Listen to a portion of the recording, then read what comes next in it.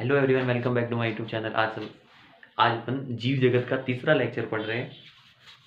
ठीक है, उसमें अपन क्या क्या पढ़ेंगे? उपापचय अभिक्रिया पढ़ेंगे, को संवेदनशीलता या अनुकूलन पढ़ेंगे, और उसके बाद में पढ़ेंगे लाइफ साइकिल, जीवन चक्र।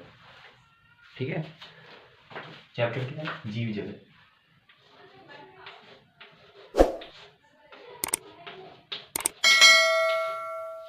पहला चैप्टर है जीव जगत। ठीक है, आज अपन क्या क्या पढ़ेंगे जीवों के लक्षण में? सबसे पहला पढ़ेंगे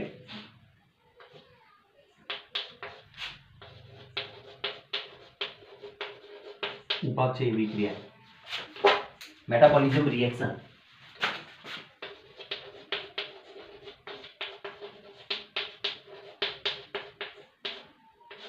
दूसरा पढ़ेंगे संवेदनशीलता या फिर अनुकूलन।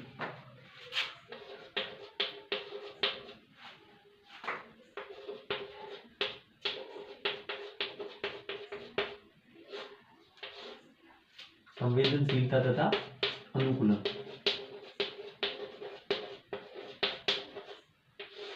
ठीक है, और तीसरा पढ़ेंगे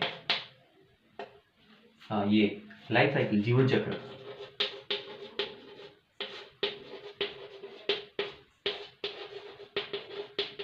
लाइफ साइकिल।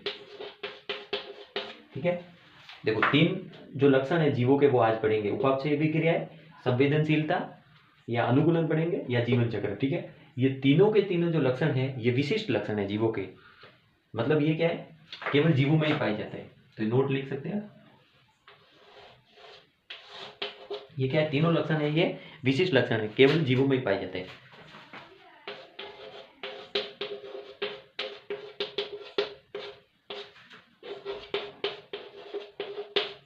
ठीक है, अब सबसे पहले उपापचय अभिक्रिया समझते हैं।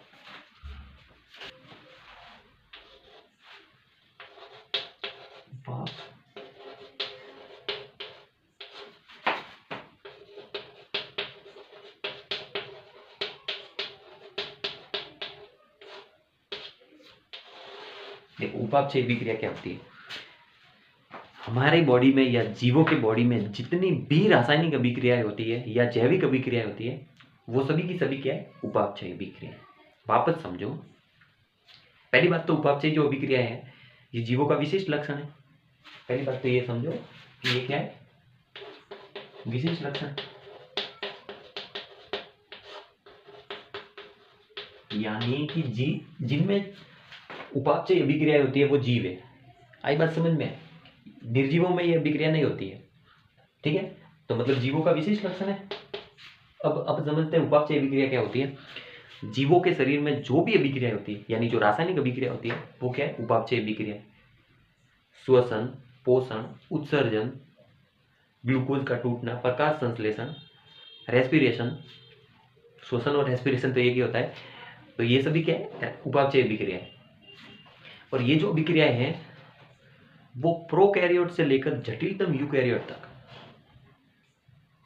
प्रोकैरियोट से लेकर जटिलतम यूकैरियोट तक, या एक कोशिका से लेकर बहुकोशिकीय, विशालकाय बहुकोशिकीय तक, सभी में ये रासायनिक अभिक्रिया या उपापचय अभिक्रिया या फिर मेटाबॉलिज्म रिएक्शन होती ही है। निर्जीवों में ये अभिक्रियाएं नहीं होती। आई बात समझ में? देखो आप और समझते हैं। पहली बात तो ये क्या है? जीवों में जितनी भी रासायनिक अभिक्रिया उनको क्या बोलते हैं? उपापचय अभिक्रिया।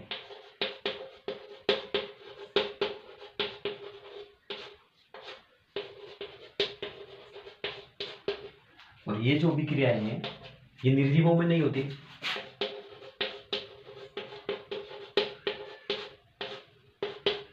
निर्जीवों में नहीं होती है, तभी तो ये विशिष्ट लक्षण है।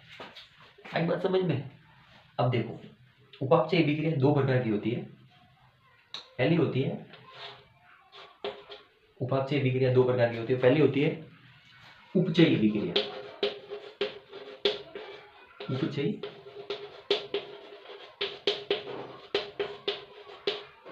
देखो इसको और थोड़ा डीप समझते हैं, उपचय और अपचय को।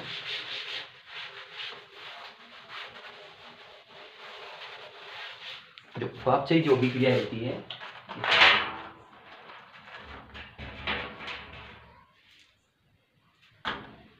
जो उपापचय अभिक्रिया होती है वो दो प्रकार की होती है। एक होती है उपचय ठीक है। उपचयी वे अभिक्रिया होती है जिसमें अणुओं का निर्माण होता है या फिर यौगिक का निर्माण होता है, ठीक है, जिसमें ऊर्जा की आवश्यकता होती है। आई बात समझ में? उपचयी, उपचयी यानी अणुओं का निर्माण या फिर यौगिकों का निर्माण या फिर जिसमें ऊर्जा की आवश्यकता होती है। तो देखो इसमें क्या है, उपचयी अभिक्रिया,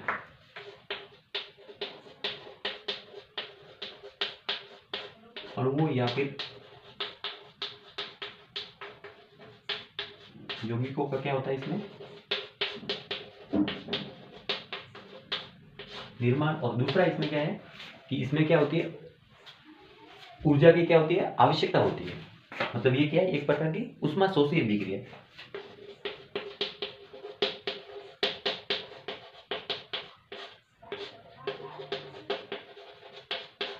ठीक है। और दूसरी होती है, दूसरी जो उपापचयी अभिक्रिया होती है वो है अपचयी, अपचयी अभिक्रिया।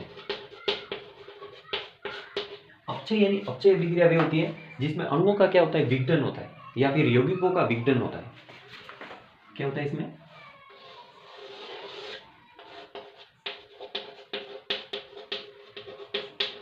अणुओं या फिर यौगिकों का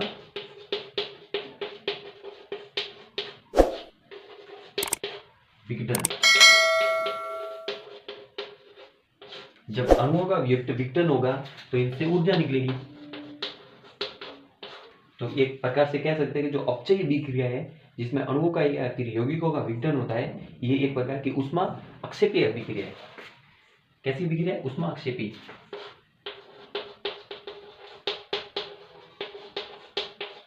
ठीक है, मतलब ऊर्जा निकलती है। तो उपापचयी अभिक्रिया दो प्रकार की होती है, एक उपचयी एक अपचयी। दोनों को पूरा एकदम विस्तार से समझाया। ठीक है, उपापचयी अभिक्रिया पूरा पढ़ा हमने। अभी देखते हैं संवेदनशीलता या फिर अनुकूलन क्या होता है।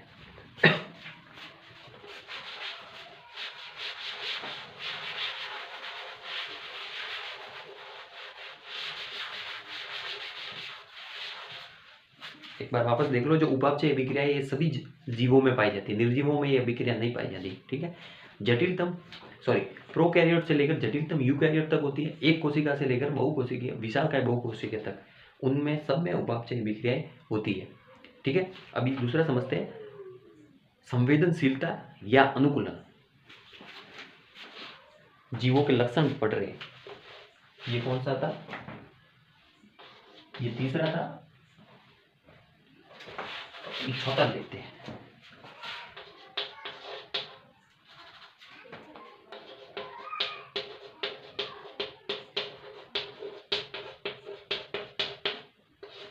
संवेदनशीलता तथा अनुकूलन। सबसे पहले तो ये समझते हैं कि जो संवेदनशीलता या अनुकूलन जो दर्शाते हैं, ये जो गुण है, ये लक्षण है जीवों के, ये क्या है, विशेष लक्षण है। दोनों क्या है, विशेष लक्षण है, मतलब केवल जीवों में ही पाई जाते हैं, ये निर्जीवों में नहीं पाई जाती संवेदनशीलता या अनुकूलन। ठीक है, तो संवेदनशीलता क्या होता है, देखो संवेदनशीलता किसी भी भौतिक या फिर रासायनिक या फिर पर्यावरणीय उद्दीपनों के प्रति या उन पर्यावरणीय उद्दीपनों के विरोध में हमारा जो शरीर अभिक्रिया करता है उसे संवेदनशील रिएक्शन कहते हैं या संवेदनशीलता कहते हैं। ठीक है, देखो संवेदनशीलता को वापस समझते हैं। देखो जो उद्दीपन होते हैं उनके प्रति क्या करता है हमारा शरीर, रिएक्शन अभिक्रिया करता है, अनुक्रिया, अनुक्रिया या फिर रेस्पॉन्स। ठीक है, संवेदनशीलता क्या होता है कि जो देखो उद्दीपन कौन कौन से हो सकते हैं, भौतिक,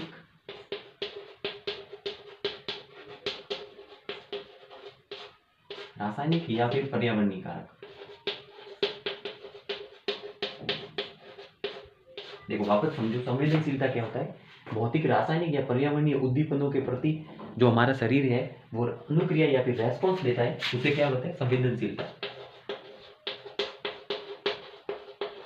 ठीक है, देखो अब समझते हैं। देखो संवेदनशील, देखो, जब हमारे शरीर में कोई छुई सूखती है तो हाथ ऑटोमेटिक हटता है, तो ये भी क्या है, एक प्रकार की अनुक्रिया है। तो जो छुई है वो बाह्य उद्दीपन है, यानी भौतिक उद्दीपन है, तो उसके प्रति अनुक्रिया कर रहा है हमारा शरीर, ठीक है। और जैसे और भी देखो, जब कोई जो जो मतलब गाँव शहर के जो लोग होते हैं, वो अगर कोई प्रदूषण वाले इलाके में जाए तो उनको उनको क्या होती है, छींकें चालू होती है, छींक आना। तो जो छींक आती है वो क्यों आती है, क्योंकि उनकी बॉडी जो बायो जो जो एटमॉस्फेयर है, जो उसका जो पर्यावरण है, जो प्रदूषित है, उसके प्रति उसकी उनकी बॉडी रिएक्शन कर रही है, मतलब, ठीक है। तो वो भी एक प्रकार की क्या है, अनुक्रिया है, मतलब रेस्पॉन्स, मतलब जो रेस्पॉन्स दे रहा है उनका शरीर, ठीक है। तो संवेदनशीलता आया समझ में, कि जो भी हमारा शरीर रिएक्शन करता है भौतिक, रासायनिक या पर्यावरणीय कारकों के प्रति, वो क्या है, संवेदनशील रिएक्शन या संवेदनशीलता। तो ये केवल जीवों में ही पाई जाती है, ठीक है। अब दूसरा समझते हैं अनुकूलन।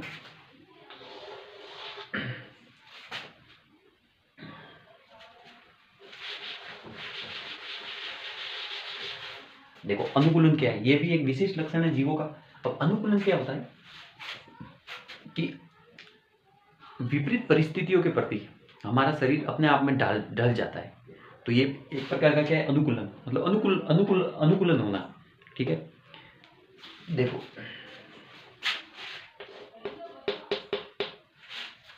जैसे अनुकूलता को कैसे समझ सकते हैं, देखो देखो देखो जब बसंत ऋतु आती है, देखो उदाहरण के थ्रू समझेंगे तो समझ में आएगा। जब बसंत ऋतु आती है तभी पतझड़ होते हैं, बसंत ऋतु में ही पत्ते झड़ते हैं। क्यों? क्योंकि जो पर्यावरणीय कारक है, जो पर्यावरण जो बदल रहा है, उसके प्रति जो पौधे हैं वो अनुकूलन होते हैं, और अनुकूलन होने के कारण उनके पत्ते झड़ते हैं, ठीक है। और देखो और समझो, और जो जो पादप होते हैं, और पादप और जो प्राणी होते हैं, यानी जो जंतु है, वो क्या है, एक मतलब विशिष्ट पर्यावरण या फिर मौसम बदलने के कारण, मौसम बदलेगा तभी वो जनन करेंगे। तो जो मौसमी प्रजनन है, मौसमी प्रजनन, तो जब मौसम बदलेगा तो ये क्या करेंगे, जो मौसमी प्रजनक है, जो ये जीव है, ये अपने आप को अनुकूल करेंगे। अनुकूल करने के बाद वो क्या करेंगे, जनन करेंगे, ठीक है। तो ये भी एक प्रकार का अनुकूलन है, ठीक है। और देखो और समझते हैं एग्जाम्पल के थ्रू। जो अनुकूलता का और एग्जाम्पल समझते हैं अनुकूलन के।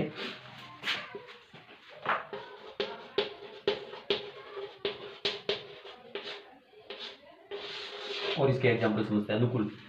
ये भी विशिष्ट लक्षण है, मतलब केवल जीवों में ही पाए जाते हैं अनुकूल, एडोप्टिबिलिटी इनको बोलते हैं अनुकूलन को। तो देखो, अनुकूलन जब हमारा, देखो जब गर्मी आती है, फिर गर्मी में भी हमारे शरीर का टेम्परेचर 37 डिग्री सेल्सियस ही होता है। जब सर्दी आती है तभी हमारे शरीर का जो टेम्परेचर है वो 37 डिग्री सेल्सियस ही होता है।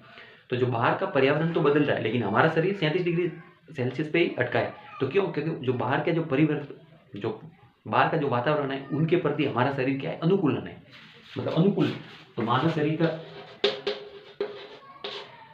जो शरीर है, उनका तापमान सदैव 37 डिग्री सेल्सियस ही रहता है, जबकि जो बाहर का जो पर्यावरण है वो तो बदलता रहता है। तो ये एक प्रकार का क्या है, अनुकूलन है, ठीक है।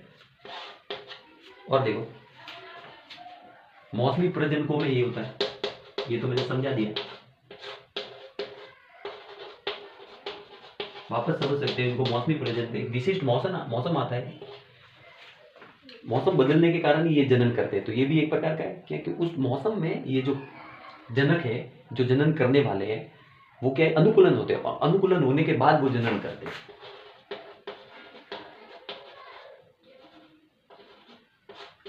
ठीक है। और हाँ, एक मैं पॉइंट समझाना भूल गया आपको, ये अनुकूलन और ये समझ में आया, संवेदनशीलता, ये भी विशेष लक्षण है। देखो, एक इसके जो पहले का जो पॉइंट था, उपापचय अभिक्रिया,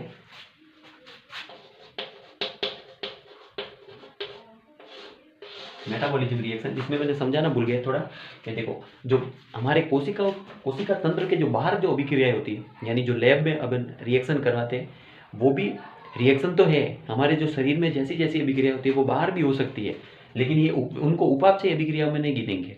तो वो ये कह सकते हैं कि जो प्रयोगशाला में, ये लैब में जो अभिक्रिया होती है, या पात्र निषेचन, मतलब जो बाहर जो अभिक्रिया होती है वो उपापचय अभिक्रिया नहीं है, ठीक है। तभी तो ये जीवों का विशिष्ट लक्षण है। यानी कोशिका मुक्त तंत्र। कोशिका मुक्त तंत्र यानी जो कोशिका के बाहर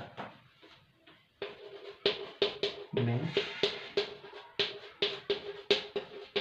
होने वाली विक्रियाएं उपापचयी विक्रियाएं नहीं है। आई बात समझ में? अब इसके बाद में एक और तीसरा जो लक्षण, देखो ये तीसरा था, उसके बाद में हम संवेदनशीलता या अनुकूलन चौथा लक्षण पढ़ा जीवों का। उसके बाद में पांचवा जो लक्षण पढ़ रहे हैं अभी, लाइफ साइकिल, जीवन चक्र।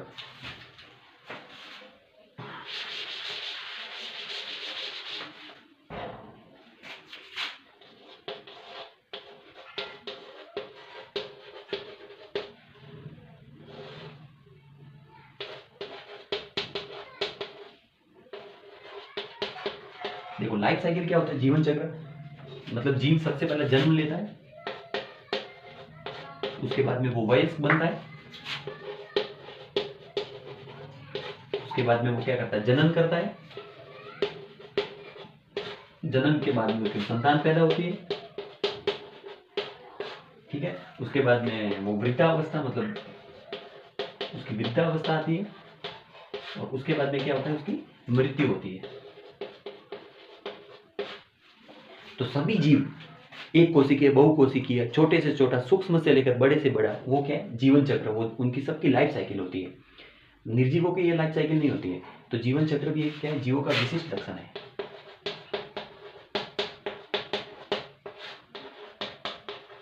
आई बात समझ में? केवल जीवों में ही होता है लाइफ साइकिल, निर्जीवों में नहीं होता है। तो जीवों का विशिष्ट लक्षण होगा। देखो जीवन चक्र में क्या होता है, सबसे पहले जीव का जन्म होता है, उसके बाद में वो वयस्क होता है, उसके बाद में उसको जनन करता है, ठीक है। उसके बाद में उसकी वृद्धावस्था आती है, उसके बाद में उसकी मृत्यु होती है। तो सभी के सभी जीव इस साइकिल में घूमते हैं, सभी के सभी जीव, ठीक है। जन्म से मृत्यु, जन्म से मृत्यु, जन्म से मृत्यु, ठीक है। तो जीवों का ये भी विशिष्ट लक्षण हुआ। और जो ये लाइफ साइकिल है, इसमें अपन एक थ्योरी लिख सकते हैं कि सभी के सभी जो जीव है वो जीवन चक्र का अनुसरण करते हैं, जिसमें सबसे पहले जीवों का जन्म होता है, उसके बाद में वो वयस्क बनता है, उसके बाद में वो जनन करता है, जनन लिखा है, हाँ, जनन करता है, उसके बाद में उसकी वृद्धावस्था आती है, उसके बाद में वो मृत्यु होती है, उसकी मृत्यु होती है, ठीक है। तो आज अपन पूरी जो क्लास का रिवीजन करते हैं एक साथ में। सबसे पहले पढ़े थे हमने उपापचयी विक्रिया, जो जीवों का विशिष्ट लक्षण है, जो केवल जीवों में ही पाई जाती है। उसके बाद में पढ़ा था हमने संवेदनशीलता या फिर अनुकूलन। संवेदनशीलता या अनुकूलन ये भी जीवों का विशिष्ट लक्षण है। उसके बाद में जीवन चक्र, ये भी जीवों का विशिष्ट लक्षण है, ठीक है। तो अभी मैं आपको सवाल देता हूँ। सवाल यह है कि उपापचय विक्रिया किसे कहते हैं, और क्या कोशिका तंत्र के बाहर जो अभिक्रियाएं होती है, जो लैब में अभिक्रिया होती है, क्या वो उपापचय विक्रियाएं हैं या नहीं है? 2 सवाल हो गए। और तीसरा, क्या निर्जीवों में जीवन चक्र होता है या नहीं होता है? इन तीनों के तीनों सवालों का जवाब आप कमेंट सेक्शन में बताना, ठीक है। यहाँ तक समझ में आया हो तो वीडियो को लाइक करें, चैनल को सब्सक्राइब करें। धन्यवाद।